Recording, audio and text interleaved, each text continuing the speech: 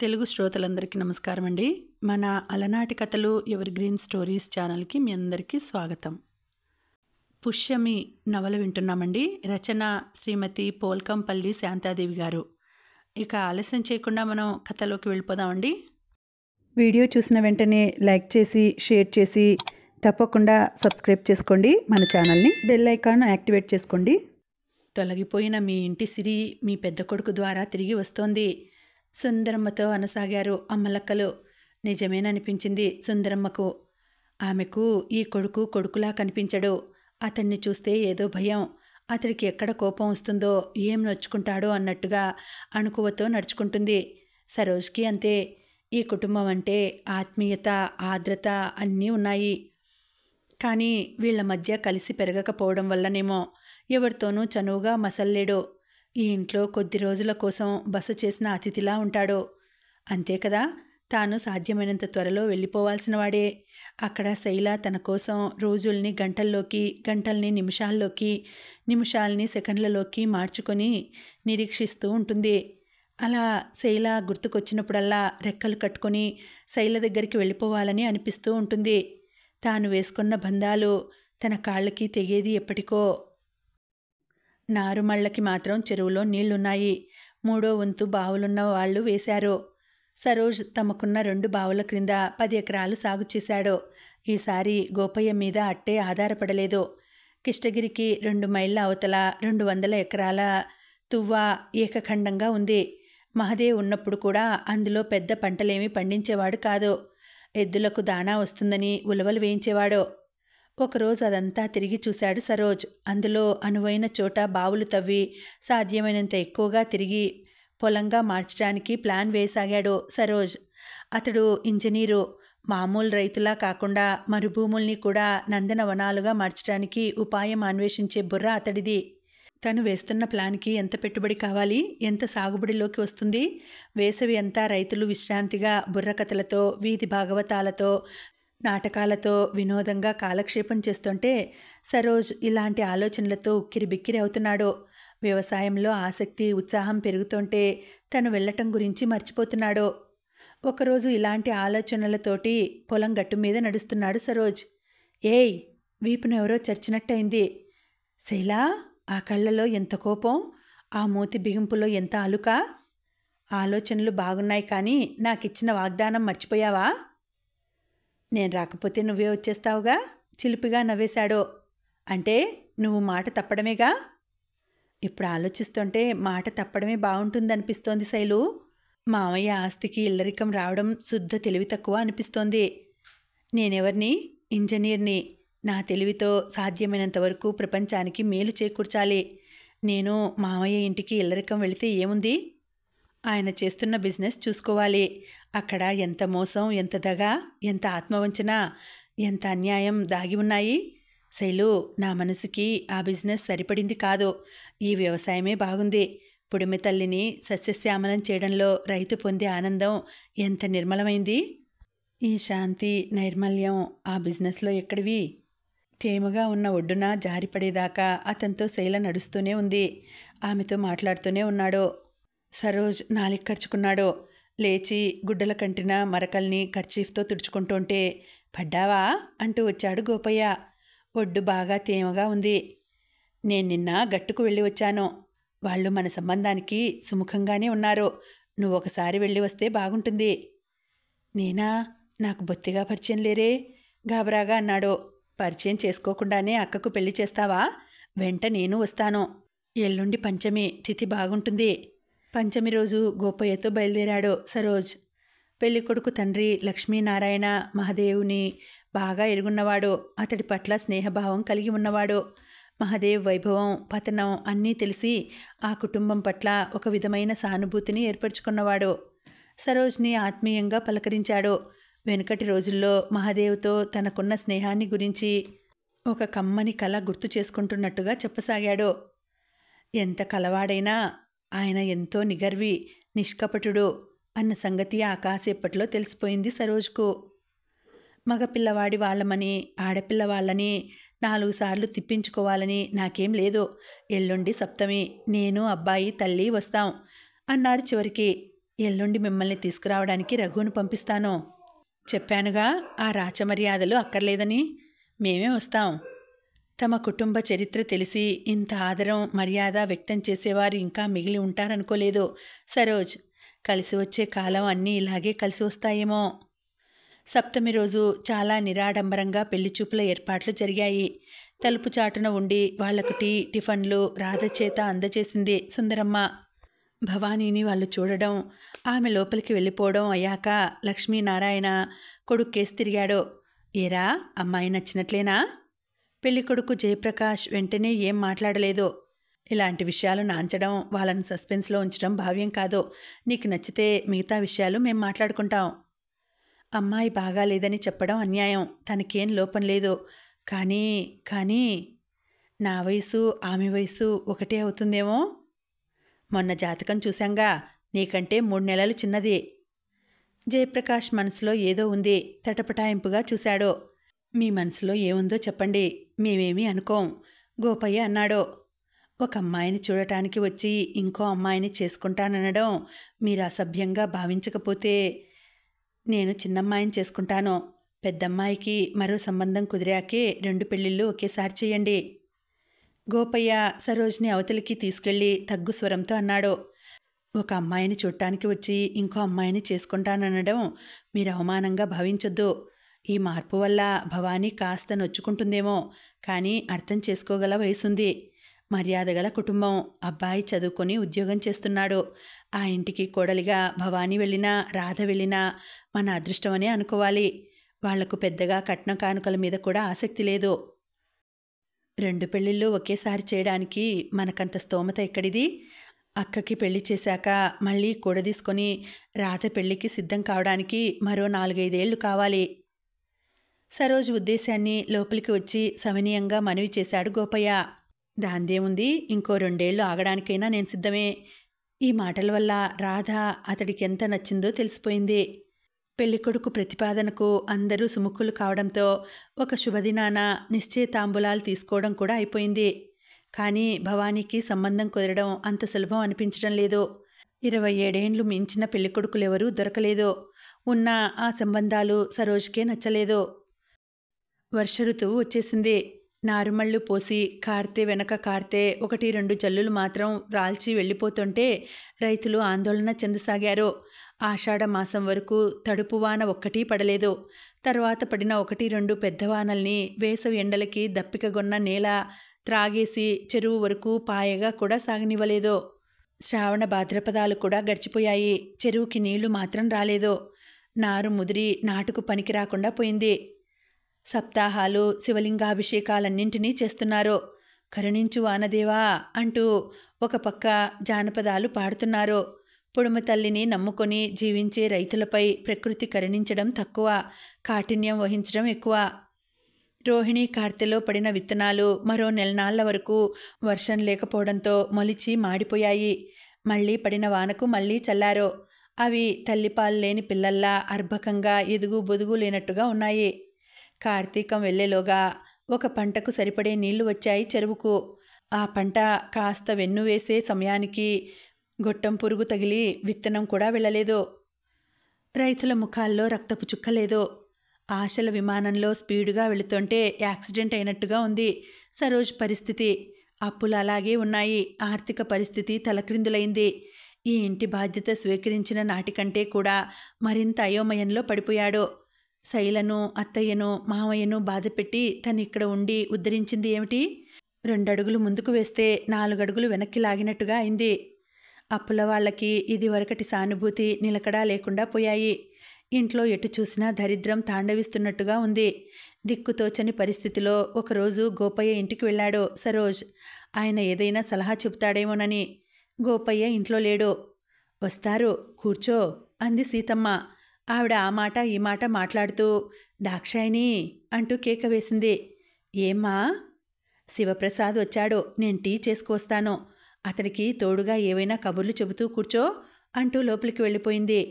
సరోజ్ ఇబ్బందిగా కదిలాడు సోఫాలో. నేను మీ నాన్నగారు వచ్చాక వస్తాను. వస్తాడు, కూర్చోండి దాక్షాయిని నవ్వుతూ అంది. అంత అర్జెంటు పని కూడా లేదు, రేపు కలిసినా పర్వాలేదు. అమ్మ టీ చేస్తోంది, ఉండండి. ఇహ కూర్చోక తప్పలేదు సరోజ్కి. మీ కలకత్తా విశేషాలు చెప్పండి. దాక్షాయిని కొంగు మెలిదిప్పుతూ అడిగింది. ఆ కలకత్తా జీవితం ఏదో గత జన్మలోదిలా ఉంది ఇప్పుడు సరోజ్కు. అతడి మనస్సంతా ఇప్పుడు ఈ క్లిష్ట పరిస్థితిని ఎలా దాటడమా అన్న ఆలోచనలతో నిండిపోయి ఉంది. కలకత్తాని గుర్తు చేసుకోవడానికి కూడా ఇష్టం లేదు. మాటలు రావా? దాక్షాయిని అందంగా నవ్విన నవ్వు సరోజ్ చూపులు ఆమె ముఖం మీదికి తిరిగేట్టు చేసింది. చామన ఛాయ ముఖం, మూర్ఛపుచ్చే అందం కాదు కానీ ఓ పట్టాన కన్ను తిప్పుకోవడం కష్టమే. పట్టణంలో పిన్ని దగ్గర ఉండి ఎస్ఎస్సి చదివి వచ్చింది. దాక్షాయిని అలంకరణ అది పాత కొత్తలా మేలు కలయికలా ఉంది. కట్టుకున్న చీర రవిక అత్యంత నాగరికంగా ఉన్న చెవులకి వేసుకున్న జూకాలు, మెడలో వేసుకున్న నాను పథకం, ముక్కుకు మెరుస్తున్న వజ్రపు పుడక సనాతనత్వాన్ని చాటుతూ ఆ ముఖానికి ఒక వింత సొగసులు చేకూరుస్తున్నాయి. కానీ ఆ అమ్మాయిని అలా తన ముందు కూర్చోబెట్టి తల్లి టీ తీసుకువస్తానని వెళ్ళడం ఒక మిషగా కనిపించింది సరోజ్కి. మనసులో ఏదో లేకపోతే ఒక పరాయి మగాడికి కబుర్లు చెబుతూ కూర్చోమ్మని చెబుతారా వయసొచ్చిన పిల్లను? నిజం, మీకు మాటలు రావు? దాక్షాయిని పక్కపక్క నవ్వసాగింది. ఆ నవ్వు సమ్మోహనాస్త్రం కావలసిందే. కానీ సరోజ్ హృదయంలో చిరకాలంగా కాపురముంటున్న శైల ఆ అస్త్రాన్ని మధ్యనే త్రుంచివేసింది. సరోజ్ ముఖంలో ఎలాంటి భావమూ కనిపించలేదు. ఇతడొక జడ పదార్థమా అన్నట్టు చిన్నబోయి చూసింది ఈసారి దాక్షాయిని. సీతమ్మ ట్రేలో 2 కప్పులు తీసుకువచ్చి చెరొకటిచ్చి కూతురు కూర్చున్న కుర్చీ వెనుక నిల్చుంది. పట్నంలో చదివి వచ్చిందా? మా దాక్షాయినికి ఈ పల్లెలో ఏం తోచడం లేదట. మళ్ళీ పిన్ని దగ్గరికి వెళ్ళిపోయి కాలేజీలో చేరతానని ఒకటే గొడవ పెడుతోంది. వీళ్ళ నాన్నగారు ఈ సంవత్సరం పెళ్లి చేసేయాలని అంటున్నారు. ఇలా ఆడవాళ్ల ముందు కూర్చోవడం, ఈ ప్రస్తావన మహా ఇబ్బందికరంగా తయారైంది సరోజ్కి. టీ 2 గుక్కల్లో తాగేసి లేద్దామనుకునేంతలో గోపయ్య వచ్చాడు. ఎప్పుడొచ్చావు? అక్కడ కనిపించిన వాతావరణం ఆయనకు సంతృప్తి కలిగించినట్టే ఉంది. సీతమ్మ పని ఉన్నట్టుగా లోపలికి వెళ్ళిపోయింది గాని దాక్షాయిని తిష్టవేసి కూర్చున్నట్టుగా కూర్చుంది. ఈ ఊరికి వచ్చిన కొత్తలో తన దైన్యస్థితి చెప్పుకోవడానికి గోపయ్య ముందు సిగ్గుపడలేదు సరోజ్. కానీ ఇవాళ ఏదో అభిమానం అడ్డుపడుతోంది. ఏదో ఆ రోజు తను మూట కట్టుకున్న పుణ్యంలో తాను పార్ట్నర్ కావాలన్న ఉత్సాహంతో శక్తి కొద్దీ సాయపడ్డాడు గోపయ్య. ఆయన అప్పు ఇంకా తీర్చనే లేదు. ఇంకా ఏ ముఖం పెట్టుకొని ఆయన ముందు చేయి చాచాలి? సరోజ్ మాట్లాడలేకపోతున్న స్థితి గమనించి, దాక్షాయిని నువ్వు లోపలికి వెళ్ళమ్మా అన్నాడు గోపయ్య. నువ్వు చెప్పలేకపోయినా నువ్వెందుకు వచ్చావో నేను ఊహించగలను. చూడు శివప్రసాద్, కరువు కాటకాలొచ్చినా జల ప్రళయాలొచ్చినా మేము ఈ పల్లెను వదిలేసి వెళ్ళలేం. వెళితే ఏ రిక్షా లాక్కొనో బ్రతకాల్సిందే గాని ఉద్యోగం చేయడానికి అర్హమైన చదువులు మేం చదువుకోలేదు. నువ్వలా కాదు, బిఈ పాస్ అయ్యావు, చక్కగా ఉద్యోగం దొరుకుతుంది. నువ్వు ఈ పల్లెను పట్టుకు వెళ్లాడాల్సిన కర్మ లేదు. నా సలహా ఏమిటంటే నువ్వు ఉద్యోగానికి ప్రయత్నం చెయ్యి. నీ పొలాలు చూసి పెట్టడానికి నేనున్నాను. ఉద్యోగమా? ఉద్యోగం చేయాలని నేనెప్పుడూ అనుకోలేదు. ఉద్యోగం చేయకపోతే ఏం చేస్తావు? నిన్ను నమ్ముకున్న వాళ్ళకి పట్టెడన్నమైనా పెట్టాలి కదా. ఈసారి మాత్రం వర్షాలు సకాలంలో పడతాయన్న గ్యారంటీ ఏముంది? ఇది 5 ఏళ్ల కరువో 7 ఏళ్ల కరువో. నిజమే, ఈసారి మాత్రం వర్షాలు పడతాయని పంటలు బాగా పండుతాయని గ్యారంటీ ఏముంది? లేస మాత్రంగా ఉన్న ధైర్యం ఏదో జారిపోయింది సరోజ్లో. కృషి వలుడుగా తను కన్న కలలు ఆ క్షణంలో అతన్ని వెక్కిరించినట్టయ్యాయి. ఈ దేశంలో రైతు జీవనం ఎంత హేయంగా ఉంది. వర్షం పడాలి, రైతుకు పంట పండాలి. భూమి పొరల మధ్య అపారమైన జలరాశి ఉంది. దాన్ని పైకి తెచ్చి భూమిని తడపడం ఈ కాలంలో అసాధ్యమైన సంగతి కాదు. తను ఇంజనీరు అయ్యి తన దగ్గర కావలసిన విజ్ఞానం ఉండి ఏం చేయలేకపోతున్నాడో. తను పేదవాడో, ఏ ఆసరా లేనివాడో, కానీ ఆశలు మాత్రం చాలా ఉన్నాయి. ముందు తన వాళ్ళకింత అన్నం పెట్టుకున్న తర్వాత కదా నేల అడుగున ఉన్న నీటిని పైకి తెచ్చి వర్షం లేకపోయినా రైతు నీటికి ఇబ్బంది పడకుండా కావలసిన పథకాలు వేసి అమలుపరచాల్సింది. అదొక భగీరథ ప్రయత్నం, సంవత్సరాల తరబడి చేయాల్సిన తపస్సు. మంచి రైతు కావాలన్న కోరిక ఎప్పటికైనా తప్పక తీర్చుకోవాలి. సరోజ్ని ఉద్యోగానికి వెళ్ళమనడంలో గోపయ్య ఆలోచనలు మరో విధంగా ఉన్నాయి. సరోజ్కి దాక్షాయిని ఇవ్వాలని ఎప్పటినుంచో అనుకుంటున్నాడు. కానీ ఇంత బాదరబందీలో చిక్కుకున్న అతడితో ఆ పిల్ల ఏం సుఖపడుతుంది? ముందు ఈ బాదరబందీ లంపటం నుండి అతన్ని దూరంగా పంపాలి. అతడికి ఉద్యోగం చిక్కాక పెళ్లి ప్రస్తావన తేవాలి. తన నుండి ఇంత సహాయం పొందిన అతడు తన మాట తీసివేయడు. అసలు దాక్షాయణికేం తక్కువ, తనకేం తక్కువ? అసలు తన మనసులో ఇలాంటి ఆలోచన ఉందని తెలిస్తే శివప్రసాద్ చాలా సంతోషిస్తాడు. ఈ సమయంలో డబ్బున్న మామగారి అండ అతడికెంతో అవసరం. ఈ అవకాశం కాలదన్నుకునే తెలివి తక్కువవాడు కాదతడు. తన నుండి అంత సహాయం పొంది విశ్వాసహీనంగా ప్రవర్తించేవాడు అసలే కాదు. సూట్ కేస్ చేతిలో పట్టుకుని వరండా మెట్లు చకచకా ఎక్కి వస్తోన్న వ్యక్తిని చూసి గుండె జారిపోయింది సరోజ్కు. తక్షణం ఎక్కడికైనా పారిపోయి తల దాచుకోవాలనిపించింది. ఇదేమిటి, శైల చెప్పా పెట్టకుండా ఇలా వచ్చేసింది? వారం రోజుల క్రితం తన సర్టిఫికెట్లన్నీ పంపించమని ఉత్తరం రాశాడు. జవాబుగా శైల వచ్చింది. సరోజ్ పారిపోయే వ్యవధి లేకుండా శైల లోపలికి వచ్చేసింది. సూట్ కేస్ గోడవారగా పెట్టి బరువైన ఆ పెట్టె మోయడంలో లాగుతున్న చేతులను జాడించి ఒత్తుకుంటూ సరోజ్ కేసి చూసింది. ఆమె కళ్ళు పత్తికాయలయ్యాయి. చాలా దూరం నుండి నడిచి వచ్చిన అలసటను మర్చిపోయి సరోజ్ ముఖంలోకి విస్మయంగా చూడసాగింది. ఇతడు నా బావేనా అన్నట్టున్నాయి ఆమె చూపులు. ఆ ముఖంలో ఇదివరకటి కోమలత్వం లేదు. ఆ కళ్ళల్లో ఆ దీప్తి లేదు. నల్లగా నిగనిగలాడే ఆ నొక్కుల జుట్టు లేదు. పచ్చటి ఆ ఒంటి రంగు నల్లబారింది. మడత చెదరని మల్లెపువ్వు లాంటి బట్టలు లేవు. ఒక్క మాటలో చెప్పాలంటే సరోజ్ ఆమె కంటికి దరిద్ర దేవత చేతిలో చావు దెబ్బ తిన్న మనిషిలా ఉన్నాడు.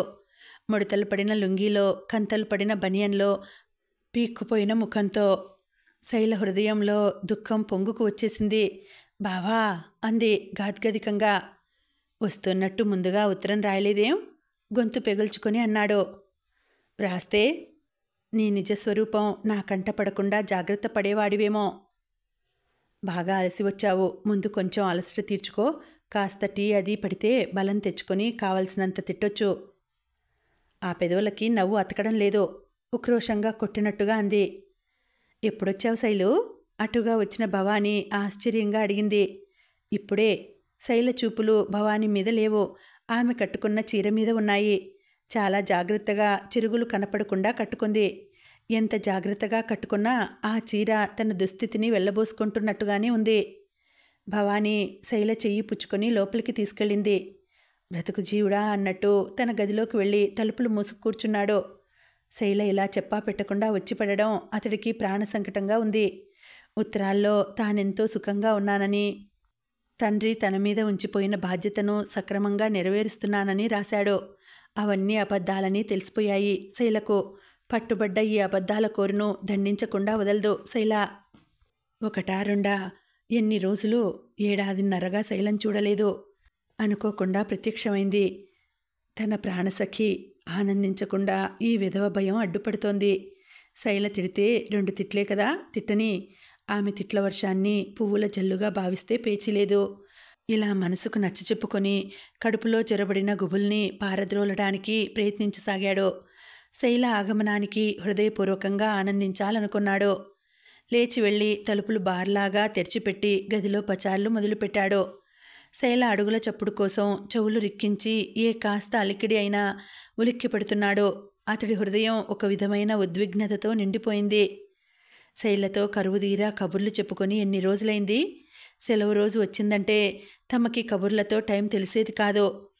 సినిమాల గురించి, కథల గురించి, సొసైటీలో తమకు పరిచయం ఉన్న మనుషుల గురించి ఎన్ని కబుర్లు. ఎదుటి మనిషిని నవ్వించడంలో శైల తనకు తానే సాటి. అట్లా వీధిన పోయే మనిషికైనా ఏదో ఒక పేరు పెట్టి కడుపుబ్బా నవ్వించేది. శైలకి ఇన్ని రోజులు దూరంగా ఎలా ఉండగలిగాడు? తలుచుకుంటే తనకే ఆశ్చర్యంగా ఉంది. శైల ఇంకా రాలేదేం? సరోజ్ అసహనంగా ఎదురు చూడసాగాడు. అరగంట, గంట గడిచిపోయింది. సరోజ్ నీరసంగా వెళ్ళి కుర్చీలో కూలబడ్డాడు. ఒక్కొక్క నిమిషం ఒక్కొక్క యుగమైపోతున్నది. శైలకి తనని శిక్షించడం బాగా తెలుసు. అందుకే ఇలా ఆలస్యం చేస్తోంది. ఎడారిలో గొంతుక ఆరిపోయి విలవిల్లాడిపోతున్న సమయంలో నాలుక మీద అమృతపు బొట్టు పడ్డట్టుగా మువ్వల శబ్దం కర్ణపేయంగా వినబడింది. అది శైల పాదాలను అలంకరించిన పాంజీబులకున్న మువ్వలు చేస్తున్న శబ్దం. ఆ శబ్దం దగ్గరవుతున్న కొద్దీ సరోజ్ హృదయం ఆనంద తరంగితం కాసాగింది. శైల గదిలోకి వచ్చింది కానీ తలుపు దగ్గరే ఆగిపోయింది. శైల రూపాన్ని నిలువునా త్రాగేస్తున్నట్టుగా చూస్తున్నాడు సరోజ్. తలారా స్నానం చేసినట్టుంది. పొట్టిగా ఒత్తుగా ఉన్న జుట్టు భుజాల మీద విరబోసుకుంది. నల్లటి చిన్న చిన్న చుక్కలున్న తెల్లటి చీర కట్టుకుంది. తెల్లటి జాకెట్ వేసుకుంది. పచ్చటి ఆకుల మీద తెల్లగా విచ్చుకున్న మల్లెపువ్వులా ఉంది శైల. రాశైలు. అతడి గుండెలోని అనురాగమంతా ఆ పిలుపులో తొణికింది.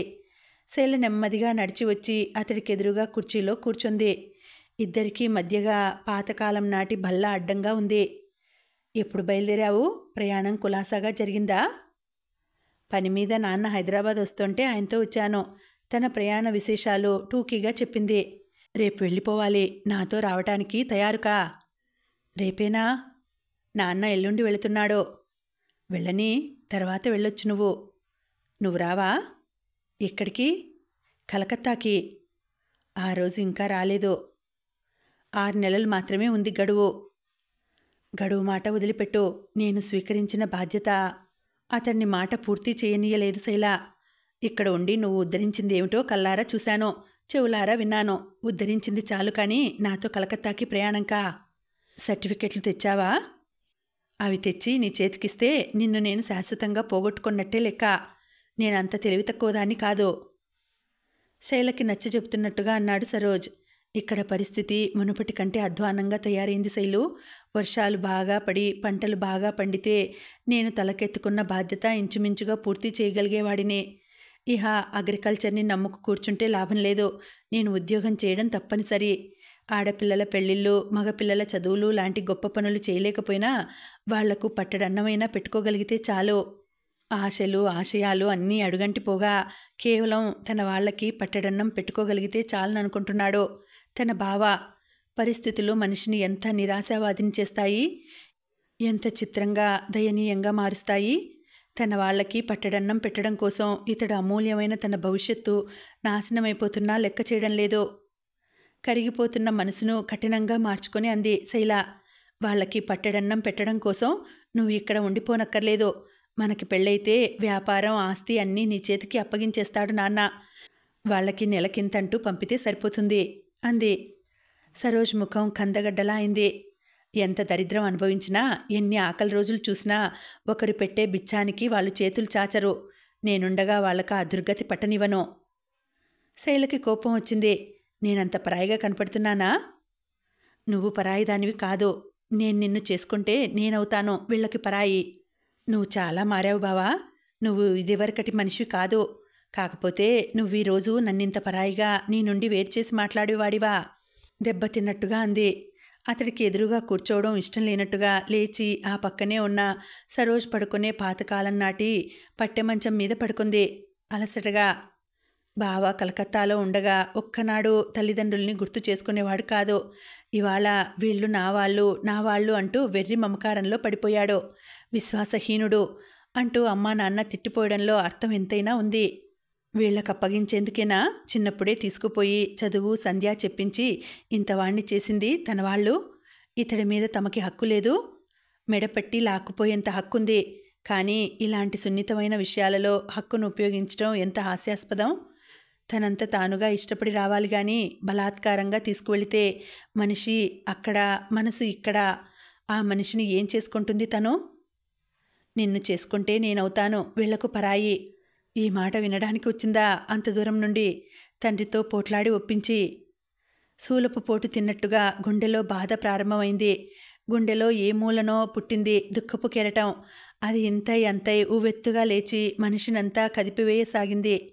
దిండులో ముఖం దాచుకొని దుఃఖం బిగబట్టుకోవడానికి ప్రయత్నించింది. కానీ సాధ్యం కాలేదు. శైల ఏడుపు చెవిని పడేసరికి సరోజ్ నిలవలేకపోయాడు. లేచి వచ్చి శైల పడుకున్న మంచుపు అంచున కూర్చొని చేయి ఆమె జుట్టులోనికి జొనిపి వేళ్లతో జుట్టును నలుపుతూ ఆర్ద్రస్వరంతో అన్నాడు. నువ్వు గదిలోకి వచ్చే వరకు నేను ఏమనుకున్నానో తెలుసా శైల? శైలతో కబుర్లు చెప్పుకొని ఎన్ని రోజులైంది. మనసారా కబుర్లు చెప్పుకొని ఆనందించాలనుకున్నాను. తీరా నువ్వొచ్చాక నేను చేసిందేమిటి? నిన్ను ఏడిపించాను. శైలకి దుఃఖం త్రెంచుకుంది. ప్లీజ్ శైలు, ఏడవకు. దాదాపుగా అతడు ఏడ్చేస్తున్నట్టుగా అన్నాడు. నువ్వు వీళ్ల మనిషివైపోయావు. నాకు ఏడుపు మిగిల్చావు. ఏడవక ఏం చేయను? నవమాసాలు మోసి కన్నది అమ్మ. 5 ఏళ్ళు ఆమె ఒడిలో ఆడుకున్నాను. నాకు నాటి బాల్యం గుర్తులేకపోవచ్చు. అయితే ఆమెను, తల మీద నీడ చెదిరిన ఆమెను ఇంత ఆపదలో వదిలేసి ఎలా రాను? నాకు మామయ్య అత్తయ్య కూడా చేశారు, చాలా చేశారు. జన్మనిచ్చింది వీళ్ళైతే జీవితాన్ని తీర్చిదిద్దింది వాళ్ళు. ఈ బొందిలో ప్రాణం పోయేలోగా వాళ్ళ రుణం తీర్చుకునే వెళతాను. నేనెవరికి నమ్మక ద్రోహం చెయ్యను. ఎవరి సహాయాన్ని మర్చిపోను శైలు. అందరి సంగతి వదిలిపెట్టు, నా సంగతి చెప్పు, వెక్కిళ్ల మధ్య అడిగింది. శైల ముఖాన్ని చేతుల్లోకి తీసుకుని తనకి అభిముఖంగా తిప్పుకొన్నాడు. తన ఛాతీ కేసి చూపుడు వేలు చూపుకుంటూ గంభీరంగా అన్నాడు. ఇక్కడున్న ఈ చోటు నీది. నువ్వు మరొకరి దానివయ్యే వరకు అది ఒక పవిత్ర దేవాలయంగా ఉంటుంది. ఆ తరువాత అది శిథిలమైపోవాల్సిందే గాని మరొక మూర్తి ప్రతిష్ఠించబడదు. శైల ఏడవడం మర్చిపోయి కళ్ళు పత్తికాయల్లా చేసుకుని సరోజ్ కళ్ళల్లోకి విభ్రమంగా చూడసాగింది. అయితే చాలా చాలా నిశ్చయాలు చేసుకున్నావన్నమాట. చివరికి నన్ను వదులుకోవడానికి సిద్ధపడ్డట్టేనా?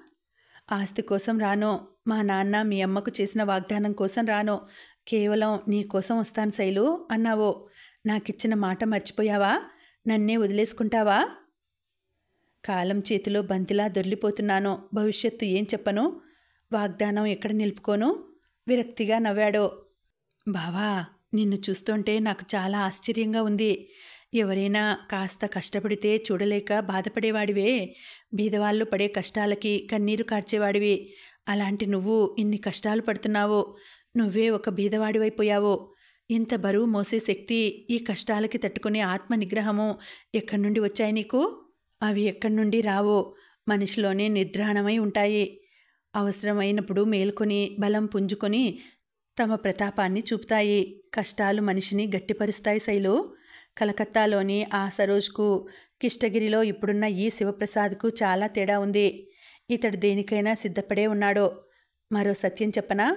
పరాయివాడి కష్టాల్ని చూసి కన్నీరు కార్చేవాడు తన కష్టాలకి కన్నీరు కార్చడు.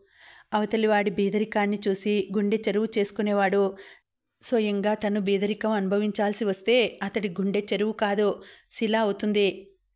శైల రెట్టింపు ఆశ్చర్యంతో ఏదో అద్భుతాన్ని చూస్తున్నట్టుగా అతడి ముఖంలోకి చూస్తోంది. ఎప్పుడో జరిగిన ఒకనాటి సంఘటన ఆమె కళ్ళ ముందు కదిలింది. శీతాకాలం. శైల, సరోజ్ రాత్రి సినిమా నుండి వస్తున్నారు. రక్తం గడ్డ కట్టించే చలిలో ఇద్దరు చిన్నపిల్లలు పేవ్మెంట్ మీద వణికిపోతూ కూర్చొని ఉన్నారు. ఒంటి మీద గుడ్డలు కాదు, పేలికలున్నాయి. ఒకరిని ఒకరు కావలించుకొని ఒకరి ఒంటి వెచ్చదనం ఒకరు పంచుకోవాలని ప్రయత్నిస్తూ విఫలమై పళ్ళు టకటకా కొట్టుకుంటూ కొంకర్లు పోతున్నారు. పార్క్ చేసి ఉన్న కారు దగ్గరికి వెళ్ళబోతున్న వాడల్లా కాళ్ళకి బ్రేక్ పడ్డట్టుగా వాళ్ల ముందు ఆగిపోయాడు సరోజ్. ఈ చలిలో ఇక్కడెందుకున్నారు పాపా? బెంగాలీలో ప్రశ్నించాడు. రోజు ఇక్కడే పడుకుంటాం. అమ్మా నాన్న లేరా? ఏమో, ఏమయ్యారో తెలియదు. చలియడం లేదు? ఎందుకు వేయడం లేదు? రోజు కంటే ఇవాళ ఎక్కువ చలిగా ఉంది. రోజు మా ప్రక్కనే పండుకునే తాత మొన్న చచ్చిపోయాడు చలికి తట్టుకోలేక. సరోజ్ ఏమనుకున్నాడో తను తొడుక్కున్న ఖరీదైన కోటు విప్పి ఆ పిల్లలకి కప్పి కారు కేసి సాగాడు. కారులో ఎక్కుతుంటే చూసింది శైల. స్ట్రీట్ లైట్ వెలుగులో అతడి కళ్ళల్లో ఊరిన కన్నీటి బిందువులు క్రిందికి జారుతూ రెండు పెద్ద ముత్యాల్లా మెరిశాయి. ఖరీదైన కోటు దానం చేశాడన్న బాధ లేదు. మరీ ఇంత మెత్తటి మనసున్నవాడు జీవితంలో ఏం సుఖపడతాడన్న బాధ తలెత్తింది శైలలో. కారు తారు రోడ్డు మీద మెత్తగా జారిపోతోంది. ఈ ఇద్దరు పిల్లలేనా? ఈ రాత్రి ఈ చలిలో ఎందరు వణికిపోతున్నారో, ఎందరి ప్రాణాల్ని ఈ చలి తన పొట్టన పెట్టుకుంటుందో. ఈ ఇద్దరు పిల్లలకి నీ కోటు కప్పగలిగావు గాని.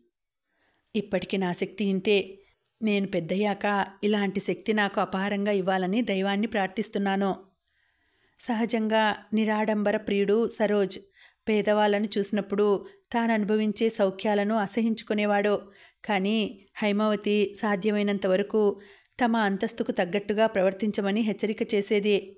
అతడేమైనా ఐశ్వర్యవంతమైన జీవితం అనుభవించాడంటే అది మేనత్త ప్రోద్బలం వల్ల మాత్రమే. జ్ఞాపకం చేసుకుంటే అతడి సున్నిత హృదయానికి దర్పణం పడుతూ ఇలాంటి సంఘటనలెన్నో ఉన్నాయి. పరుల కష్టాలను చూసి కళ్ళు చెరువులు చేసుకునేవాడు. తన వాళ్ళని ఈ కష్టాల్లో వదిలేసి వస్తాడా? తన పిచ్చిగాని శైల అనుకుంది. అప్పుడే సరోజ్కి హఠాత్తుగా జ్ఞాపకం వచ్చింది ఒక సంగతి. శైల ఇంట్లో ఎన్నో ఏళ్ళు ఇంటి పిల్లాడిగా పెరిగాడు. ఈరోజు శైల తన ఇంటికి వస్తే అతిథి మర్యాదలు చేయడానికి తన దగ్గర ఏమీ లేకపోయింది. శెట్టి అరువు ఇవ్వడం మానేసి చాలా రోజులైంది. శైలకి కొంచెం విశేషంగా ఆతిథ్యం ఇచ్చేదిలా? సరోజ్ చూపు తన చేతుకున్న వాచి మీద పడింది. ఒక్క క్షణం ఆలస్యం చేయలేదు. అలా బజారుకు వెళ్ళొస్తానని చెప్పి రఘువుని తీసుకుని బయటకు వెళ్ళాడు. 2 సంచుల నిండా సామాన్ తీసుకువచ్చాడు గాని సరోజ్ గడియారం తాకట్టు పెట్టాడు. సాయంత్రం శైలకు అతిథి మర్యాద ఘనంగా జరిగింది. శైలకి ఏమిష్టమో అవి చెప్పి చేయించాడు సరోజ్. కానీ ఈ విధవ తిండి కోసం సరోజ్ గడియారం తాకట్లోకి వెళ్ళిపోయిందని తెలిస్తే తిన్నదంతా కక్కేసేదేమో శైల. ఆ తర్వాత ఇంట్లో పచ్చి మంచినీళ్లు కూడా ముట్టకుండా వెళ్ళిపోయేది. క్రితంసారి వచ్చినప్పుడు కూడా చూడలేదు. ఈరోజు గుట్ట మీద కోట చూసి వద్దాం పదా అంటూ సరోజ్ని బయలుదేరదీసింది. కాళ్ళు నొప్పి పుట్టేట్టు అంత ఎత్తు ఎక్కి చూస్తే ఏముంది? పడిపోయిన ఒక శివాలయం, ఒక కోనేరు ఉన్నాయి. 2-3 ఇళ్ళు పడిపోయి ఇళ్ళు ఒకప్పుడున్న గుర్తుగా నడుము ఎత్తు మట్టిగోడలు మాత్రం ఉన్నాయి. సగం పడిపోయిన రాజ్మహల్ చూడాలంటే ఇంకాస్త పైకి ఎక్కాలి. కానీ బాట సరిగా లేదు. గడ్డి కంప చీదరంగా ఉంది. అది దూరం నుండే చూసింది శైల. లోపలికి వెళ్ళడానికి భయం వేసింది. కోట దాటి గుట్ట దిగుతూ క్రితంసారి కూర్చొని మాట్లాడుకున్న చోటే అప్పుడు కూర్చున్నారు. అత్తయ్యకి మామయ్యకి నేనంటే చాలా కోపం వచ్చి ఉంటుంది కదూ అడిగాడు సరోజ్. అవునన్నట్టు తలూపింది శైల. ఇద్దరి మధ్య కొంచెంసేపు మౌనం రాజ్యమేలింది. పచ్చటి పైర్లతో కమనీయ దృశ్యంగా కనిపించాల్సిన కృష్ణగిరి బీడువారిన పొలాలతో కళావిహీనంగా కనిపిస్తోంది.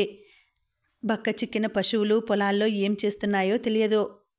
ఉండి ఉండి హఠాత్తుగా అడిగింది శైల. బావా, నేను ఆపదలో చిక్కుకుంటే వచ్చి రక్షించాల్సిన బాధ్యత నీకు లేదా? నీకు ఏం ఆపద వస్తుంది శైలు? ముఖం పాలిపోగా అడిగాడు సరోజ్. పెద్ద ఆపదే దగ్గర పొంచి ఉంది. ఇదిగో ఈ ఎంఏ అయిపోని అంతవరకు పెళ్లి మాట ఎత్తవద్దని అమ్మా నాన్నని మాట్లాడకుండా ఆపాను. అది అయిపోయాక వాళ్ల పోరు నుండి నేను ఎన్నాళ్ళు తప్పించుకోను? దీనికి సరోజ్ దగ్గర జవాబు ఏముంది? ఇదివరలో పంటలు బాగా పండుతాయి కదా, ఇక్కడి సమస్యలు సాధ్యమైనంత వరకు తీర్చేసి శైల దగ్గరికి వెళ్ళిపోతాను అనుకున్నాడు. అతడు వేసిన 2 అడుగులోనే కరువు రాక్షసి క్రూరహస్తం వచ్చి తాకి అతడిని నిర్వీర్యుణ్ణి చేసింది. ఉద్యోగం చేసి ఆడపిల్లల పెళ్ళిళ్ళు ఏం చేస్తాడు? మగపిల్లలకు చదువులేం చెప్పిస్తాడు? ఈ బాధ్యత అంతా పూర్తి అయ్యే వరకు ఎన్నేళ్లు పడుతుందో? ఎన్నేళ్లని శైలని తన కోసం నిరీక్షిస్తూ ఉండమని చెబుతాడు? శైల నిట్టూర్పు విడిచి సరోజ్ మనసులో మాట తెలుసుకున్నట్టుగా అంది. ఎన్నేళ్లైనా నీ బాధ్యత పూర్తి చేసుకు వచ్చే వరకు వేచి ఉండేదాన్ని. కానీ అమ్మా నాన్నను గురించి ఆలోచిస్తే అలా చేయలేననిపిస్తోంది. వాళ్లకు నేనొక్కదాన్ని నాకు పెళ్లి చేసి నాకు పుట్టే పిల్లలతో ఆడుకోవాలని ఉవ్విళ్ళూరుతున్నారు. ఇలా భగ్న ప్రేమికలా వాళ్ల మధ్య తిరుగుతూ వాళ్ల మనసులకు కష్టం కలిగించడం నాకు భావ్యం కాదనిపిస్తోంది. చిన్నప్పటి నుండి నీతో పెనవేసుకున్న బంధాన్ని అంత సులభంగా తెంచుకోలేను. అటు అమ్మని నాన్నని కష్టపెట్టలేను. ఈ సమస్యకి పరిష్కారం చెప్పు బావా. ఒకరి సమస్యకి పరిష్కారం చెప్పగల స్థితిలో నేనున్నానా? సరోజ్ పేలవంగా నవ్వాడు. నేను నీకు పరాయిదాన్ని అయిపోతున్నప్పుడు కూడా నీకు బాధ కలగదా? శైల గొంతు వణికింది. మాట్లాడు బావా, బరువుగా పలికింది అతడి కంఠం. ఎన్ని కష్టాలైనా ఎదుర్కొంటాను గాని శైలను మాత్రం వదులుకోలేను అనుకున్నాను ఇన్నాళ్ళు. ఇప్పుడు ఎంత లంపటంలో ఇరుక్కున్నానో చూసుకుంటే చేజారిపోతున్న నిన్ను చూసి మూగగా రోధించడం తప్ప ఇంకేమీ చేయలేననిపిస్తోంది. తన వాళ్ల కోసం ప్రాణంలో ప్రాణమైన ప్రేయసినే వదులుకుంటున్న త్యాగమూర్తివి కదూ. అంతంత మాటలెందుకు? మామూలు మనిషిగా కర్తవ్యం నిర్వహిస్తున్నాను. ఆత్మశుద్ధితో చేస్తున్న ఈ కర్తవ్యం ముందు ప్రేమ అనేది తుచ్చంగా కనిపిస్తోంది. 2 రోజులకి జీవితమే తుచ్చంగా కనిపిస్తుందేమో. దరిద్రం మనిషిని ఎంత నిర్వీర్యుణ్ణి నిరాశావాదిని చేస్తుంది. ఇవి దరిద్రం నుండి వస్తున్న మాటలేనా? ఆత్మవిమర్శ చేసుకోసాగాడు సరోజ్. శైల ఆలోచనలు మరో విధంగా ఉన్నాయి. తను లక్షాధికారి విశ్వనాథ్కు ఒక్కగానొక్క కూతురు. తను ప్రేమించిన వాడిని ఆ దరిద్రం నుండి క్షణంలో తప్పించగలదు. అతడి సమస్యలు చిటికలో తీర్చగలదు. కానీ తన వాళ్ళని బిచ్చగాళ్లుగా మారనివ్వనివాడు తానే బిచ్చగాడు అవుతాడా తన ముందు? ఈ అభిమానధనుడు తన నుండి 1 పైసా స్వీకరించడు. ప్రొద్దుగుంకుతుంటే భారమైన గుండెలతో గుట్ట దిగసాగారు ఇద్దరు. ఇంకా ఉందండి, కథ కొనసాగుతుంది. మళ్ళీ వచ్చే వీడియోలో తర్వాతి భాగం వినేద్దామండి. అంతవరకు సెలవు. నమస్తే.